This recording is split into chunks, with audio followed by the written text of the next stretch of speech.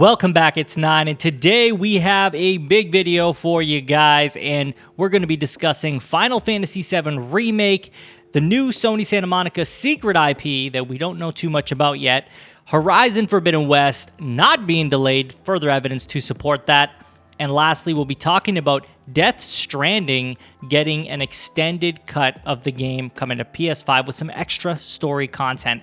I will have timestamps on the video as always, so if you want to skip to what you care about, you can go ahead and do that. Now, before we get into that, if you haven't subscribed already, please hit that subscribe button, hit that notification bell to get notified about all my upcoming videos, and hit the like button. That helps the channel a ton. Now, let's get started with Final Fantasy VII Remake Intergrade, and this comes from Gematsu.com, and it's titled Final Fantasy VII Remake Intergrade details PS5 enhancement plus Yuffie episode. I quickly want to go over what this new Intergrade version of the game is going to offer in terms of graphical enhancements. We got the lighting, which has improved all around from towns to fields, and more fog effects, which have also been enhanced, creating a more realistic atmosphere in Midgard than ever before.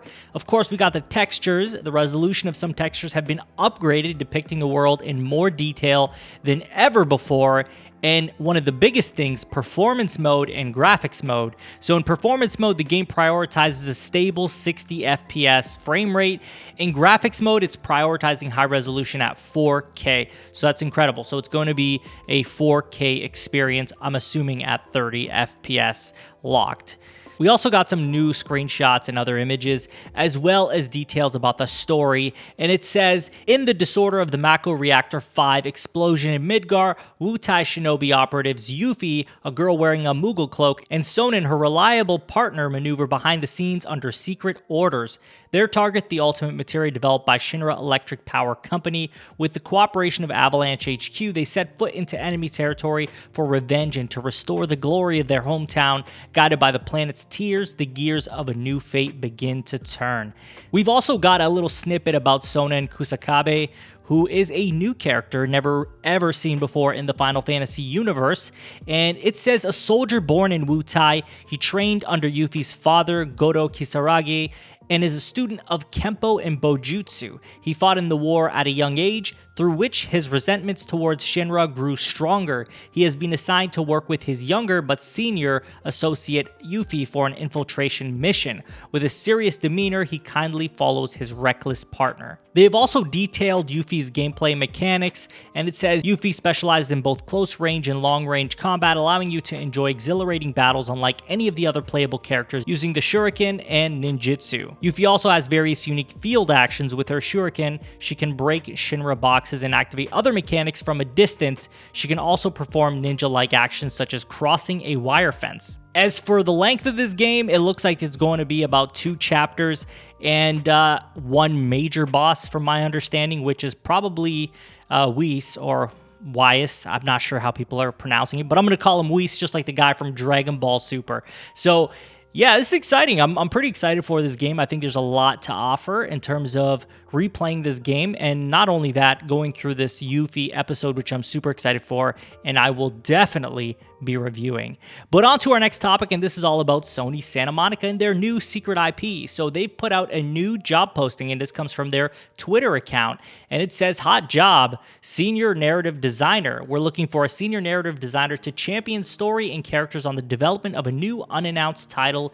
And then the job application itself says, the ideal candidate not only has deep knowledge of writing complex narratives for games, but is capable of executing the narrative within the game through the intended player experience.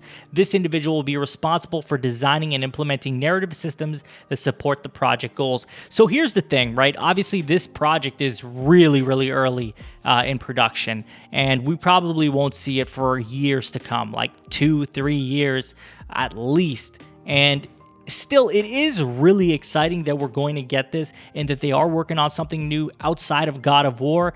But we have to face that we're probably not going to know exactly what it is for some time. And even so, I love following this project closely, being from point A where things just started ramping up and we got that official confirmation, until point B where we know the concept in a way, and a lot of speculation around it, one being that it could be a sci-fi game, as Cory Barlog wanted to create a sci-fi game before. That didn't end up happening, so we could see that maybe come to light in some way, maybe not that exact same game, but that same genre. So we'll see what happens. I'm very excited for this. I know a lot of you guys love Sony Santa Monica and love God of War and can't wait to see what else they can create. Now on to our next topic, and this comes from Gaming Route, and it's titled Horizon Forbidden West is not getting delayed to 2022. So we've had a lot of discussion about this, right, in the last week and a half, I'd say. We had a rumor come out saying that the game was going to be delayed to 2022, and, you know, not seeing it at the state of play got people a little more worried. But there are some comments from Jason Schreier that should be reassuring. So Jason Schreier, an industry insider and writer for Bloomberg, if you didn't know, also commented on Horizon Forbidden West situation, where someone said Horizon will be delayed to 2022 as well. Bet on it. And Jason replied with, maybe, but Horizon already got delayed, which means that Horizon Forbidden West has already been delayed internally once. It was only supposed to release for PlayStation 4 first. That's really interesting to me. Like, this was going to be a PS4 game first, and they decided to extend it and make it a PS5 title as well, which probably, in what seems like, was the cause of the delay in the first place. So it just seems like I'm so doubtful that we're going to get a delay again. I just don't think it's going to get delayed to 2022. It just seems wild. The game in production shortly after the game launched in 2017, and it had massive success. So they knew they wanted to go back to the well because it was such a successful project.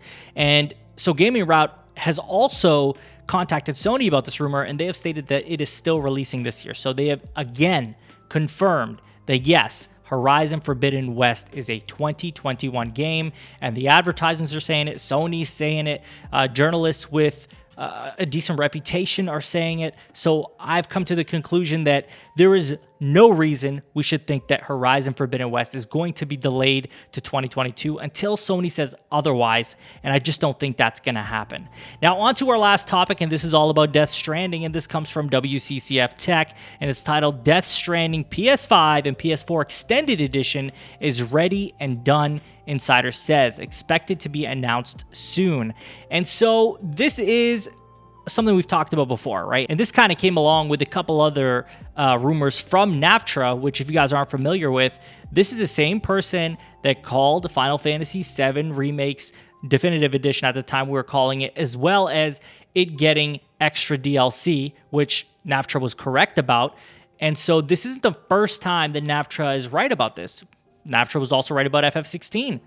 NAFTRA has been right on multiple occasions. And so I have built a level of faith in this person that is talking about these different leaks. So during last week's PlayStation State of Broadcast, and a different thread on the Reset Era forums, NAFTRA writes to have fully expected an announcement last week, as the extended version of the game has been ready and done for quite some time now.